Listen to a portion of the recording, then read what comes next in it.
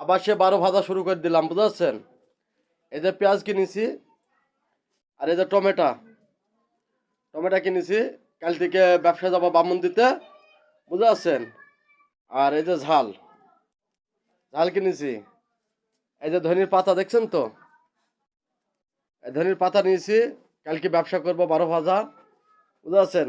যারা যারা খাওয়ার ইচ্ছুক তারা তারা বামুন দিতে নরু টাওয়ারও পাবেন, তারপরে বাস স্ট্যান্ডও পাবেন, ছান্ডারের কুচুরের আগ ছান্ডারের কাছেও পাবেন, বুঝতে পারছেন? আবার বাউট বাজারও পাবেন। সব কিছু কমপ্লিট।